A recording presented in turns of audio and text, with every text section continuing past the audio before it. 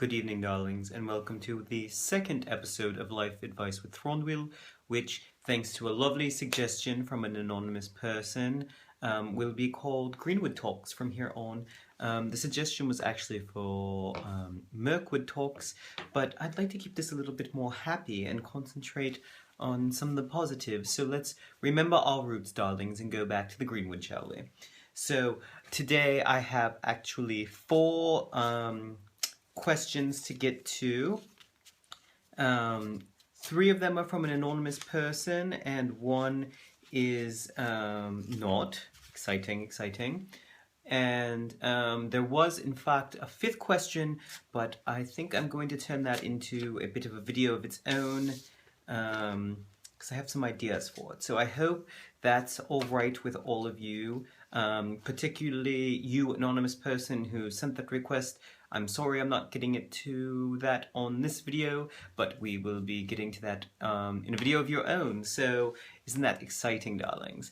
So anyhow, welcome to Greenwood Talks. Of course, we're going to have a lovely conversation. I'm not sure this will probably be quite long, but I'll try to keep it as brief as possible because, of course, we have a few more things to get to tonight, don't we? Now, these are some pretty heavy questions that you all have asked, and of course, I am happy to do it, darling. I'm dressed down today. I want to be casual since I'm meeting a friend, of course, which is you, darling, all of you out there. So yes, let's get right to it. The first question from an anonymous person says, I can't believe I'm sending you a question. I really love your Thranduil and the videos are great. Thank you so much, darling. Thank you. Sorry, I'm so shy. Actually, that's part of why I'm sending this. You maybe know there is a Sansukt podcast call right now. Yes, darling, I do actually know a little bit about that. I really want to try out for a character that I love, but I'm scared of people hearing my voice. There's no way I can get the part, but I sort of want to try anyhow. I chickened out last round and was sad about it for weeks. What should I do? How should I face my fear? Well, darling, of course, that is a very big question. If you really do want to be the one to voice this character that you love, of course, darling, you should go for it. Now, of course, that's much easier said than done, and I am no stranger to the fear of having people hear my voice, but look at me now, darlings. I just dove right into it. So my first bit of advice is, unless, of course, you're underage, then get your parents' permission for this, but have a glass of wine, darling. That always seems to help me out. And I would just say, try for it. Even if you're worried about other people hearing your voice, the first thing you should do is just record the audition. Of course, you've recorded it. Doesn't mean you have to send it, but just record it and see what you think. If you're still scared, but you do want it, if you really want this, darling, then you should go for it. By all means, don't hold back. You know, I wasn't going to try out. I've thought about actually submitting an audition of my own. I, of course, did try out for the first round, but my recording equipment is a bit 10 years old, outdated, and has a bit of reverb. So I wasn't entirely surprised that I didn't get it. Of course, I was disappointed, darling. That's part of it, and I would say be aware that, of course, you may not get the part, but whether you get it or not, just this simple act of submitting your audition means that you faced your fears, darling. So I would say if you really want to do it, just go for it. Give it a shot. There's nothing wrong with trying, and you will feel so much better that you actually did it. Which is why I will probably be recording an audition in the next couple of days myself. But I don't want to get into me, darlings. This is about you, of course. I know I'm so self-absorbed, I often get carried away. But what I would say to you, darling, is go for it. Don't be afraid. If you are worried about it, you can of course send it my way. If you send me a message with your actual information, and I know this is a very daunting task, but if you send the information to me, I'll give you my email and you can send the recording to me. I definitely had someone help to coach me through the process and kind of get my nerve up. So by all means, darling, send me a message and I will listen to your audio track for you and give you any pointers I have. Who knows, you may actually have the perfect voice for the character and get cast like that, and you will be so thrilled. So don't give up, darling. Just go for your dreams. Anyhow, on to the next one. This one is also from an anonymous person. It says, Mr. Thranduil, my brother and I would like your advice about our dad. All our lives he has praised my brother for everything he does, but I can never do anything right. I think my brother could kill a man and my dad would find a way to justify it. When we bring it up to him, he says he treats us equally and accuses us of bullying him. What can we do to show our dad what he's doing? Do you think maybe he doesn't want to admit that he loves one of us more than the other? Thanks, the Yin Yang Brothers. Well, Yin Yang Brothers, thank you for signing that, even if you did send it anonymously. Oh dear, this is quite a difficult one, isn't it? You know, I don't really have any experience with brothers per se, because of course I was an only child and I only have one child, so I'm not really sure about the dynamics of that entirely firsthand, although I will say that if I had two of my sweet little bucks, I would of course hope that I would be able to treat them equally, and it sounds as though you and your brother have an excellent relationship, darlings, and that is brilliant in and of its own. So if nothing else, just be happy that you both get along so well, because that family connection means more than anything else. Now, as far as your father is concerned, well, he seems like a bit of a, well, I have many words I'd like to say, but I won't say any of them because, of course, I don't know the situation entirely, darlings, and I don't know your father, and perhaps he has some reasons why he can't see the way he's treating you isn't fair. Or if perhaps it is fair and the two of you aren't seeing something that's there.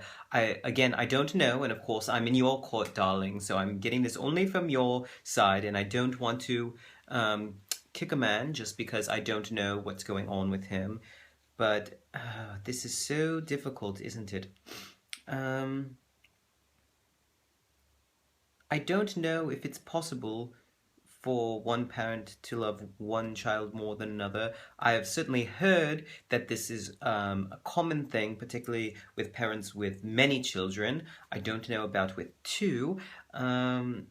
If that is the case and he is not willing to admit it, it's perhaps because he does love both of you and he wants you both to feel loved. It just perhaps he is not very good at being objective with his love. So, in case that is the situation going on,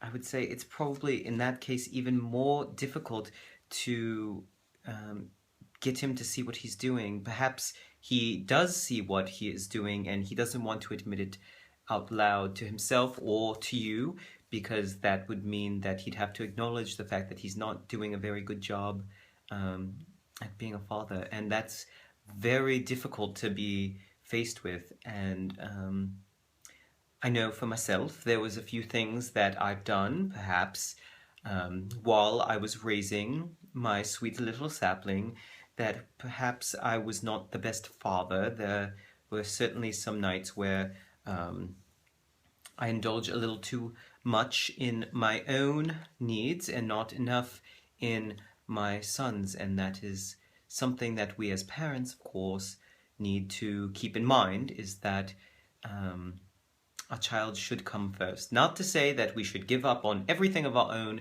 but we need to make sure that our children's the priority. And so I'm sorry about your father and that I don't really have any good advice, but if you ever I would just say go in. You and your brother should perhaps have each other as your family, and if cutting your father out is part of that, then darlings, perhaps you should cut your father out. I'm not really qualified for this, so I hope that was useful.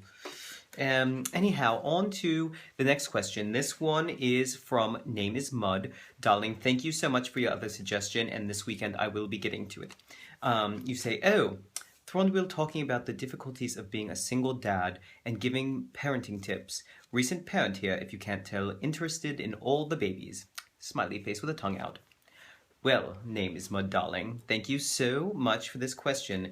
Now, I could go on for so long about the various pitfalls of being a single parent.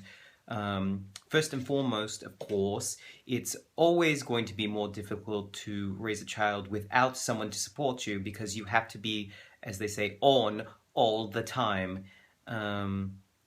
If there's two of you, you can kind of work on your strengths and let the other person take over where you may have a weakness. And you can, of course, do shifts for a baby. It's quite important for that. Luckily, I didn't have to go through that with just myself. My beautiful wife was, of course, there for that. But Legolas was still quite young when... Well, I don't want to get into that. That's not what this is about, darling. So, the difficulties, yes. So the difficulties are, of course, finding, pardon me, finding the balance between being an authoritarian. Of course, you want to make sure that your child is not running around in the woods getting away with everything, but also making sure that they feel loved, which is difficult enough to do as a parent who's not single.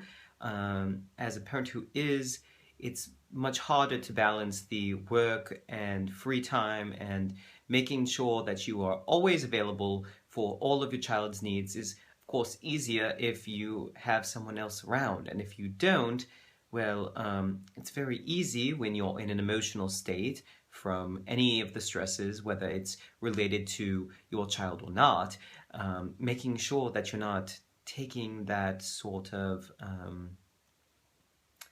personal energy out on a child who does not deserve it. And of course, patience is a huge factor. And might I suggest, wine is an excellent way to calm down. Now, I've been told that drinking and children do not mix, but I never had that problem, darlings. Of course, I'm not a qualified medical professional, so by all means, feel free to disregard my advice in this. But I say, darlings, you have to give yourself a little something to be able to get through all these. So, there are so many things I could talk about in this. I would say making the time for your child is so important and so difficult, especially if you have a career that requires you on at all hours, a job where you have to be on call, or if, heaven forbid, you are one of those people that works multiple jobs, is on days, nights, afternoons, weekends, all those sort of things that don't mix up with your child's works, their school schedule. That can be a bit of a nightmare in and of itself, and that is when, of course, family is so important. Now, I don't really have any family to rely on for that, so, of course, I had to use servants, which, you know, is sort of similar, you know.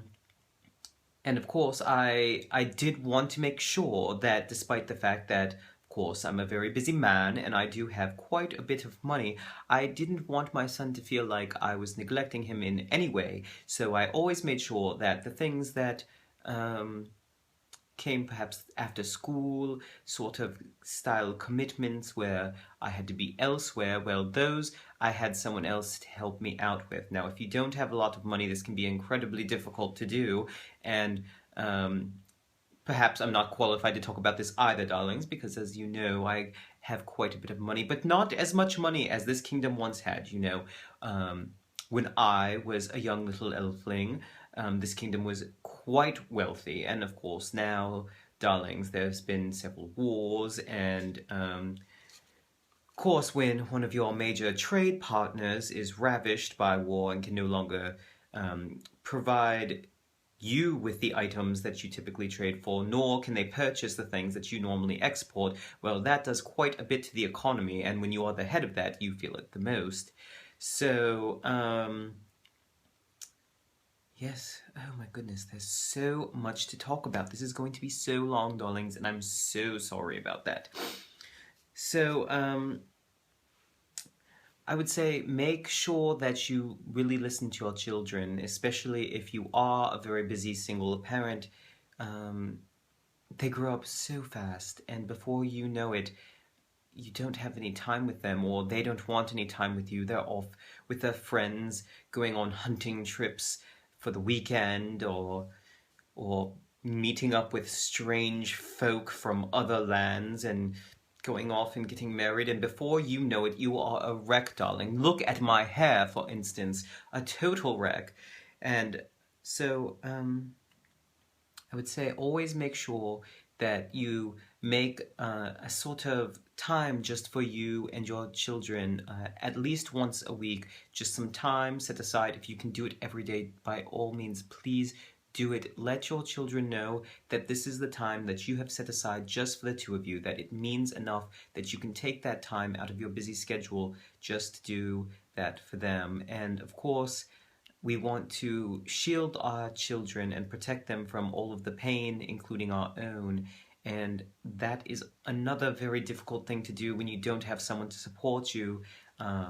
If you're feeling particularly sad, depressed, or angry, and many of you out there suffer from various things such as depression or anxiety, making sure that you keep your children not unaware necessarily. It's fine to let them know, oh no, today mommy's feeling a bit down, or today daddy's feeling a little upset about something, but you have to make sure that they know it's not about them. And if it is them, then you need to tell them, well, there are many things going on, and this thing that you did perhaps did upset daddy, but it's all right. We're going to work through this together. And just talk to your children like they are people, because they are. So, I'm going to stop there for now, just in the interest of time. So I hope this was useful. If there is any particular aspect of being a single parent that you would like me to address, whether it's time management or finances, or just little ideas of things you can do to show your little ones just how special they are, by all means, anyone out there, or you again, name is Moda, just send me another request and I will address that again either in the next segment of Greenwood Talks or in a separate video. So, I want to get to the last question because this is another long, very in-depth question, darlings. You sent some amazing things, and I'm so excited to get to them, but dear, they are going to be long. So, this one, again, from an anonymous person, says, I was wondering if you could give some suggestions on how to introduce your parents to your boyfriend or girlfriend. My parents are pretty strict about who I bring home, i.e., they want my partner to be a certain gender, race, or religion. How can I explain to them, without getting into a fight with them about their discriminatory views, that this person is worth getting to know? I want them to know that I've made a good decision and for them to be accepting of my amazing partner. Well, that is a very difficult task that you have. A lot of times, the reasons why parents are so strict in their standards for you is just they want the best for you, and perhaps they don't know what that is, but as far as they are concerned, they are trying to look out for you. So, you have to walk a very fine line, darling, between making sure that you let them know that this isn't because you don't accept the standards that they have for you, but rather that this person is actually worth it. And it sounds like, of course, I don't know the situation, darling, but it sounds like you have met someone that you truly love, and the fact that you are trying to have your parents accept them really shows how much you care about them and your relationship with them. And so that, of course, darling, is absolutely wonderful and heartwarming. Now, as far as trying to not to get into a fight with them, well, how do you do that? Well, um, I would try to find some common ground. If it's about gender, that's pretty difficult. Usually I find, of course, if perhaps you're royalty and maybe it's an issue that you're looking for someone who is the same gender and there's some issues for your parents about heirs. And of course, if you're mortal, darling, there are workarounds and there are ways you can deal with that. I've heard of adoption or some sort of surrogate process. It depends, of course, on the rules in your kingdom. I don't know where you're from, darling, you didn't say. But I would assume that if you could do some sort of surrogate thing so that as long as the child is at least half your blood, that should be fine. Of course, us elves can't really do that option because that would mean a three-way marriage.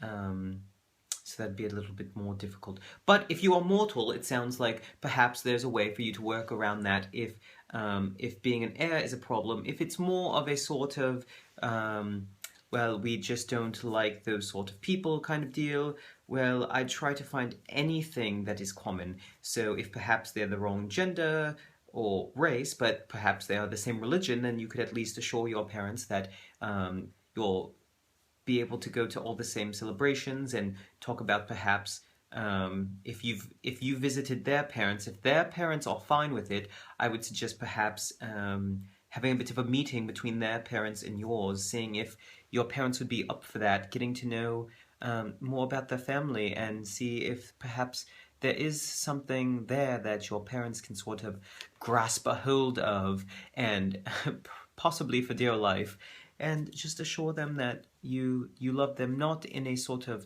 panicky way, which of course when you get into a fight with your parents sometimes is the way that we naturally are inclined to go, is to sort of just get upset. But if you can try, and of course this is very, very difficult, darling, and I suggest at least a glass or two of wine for, well, at least you, if not everyone involved.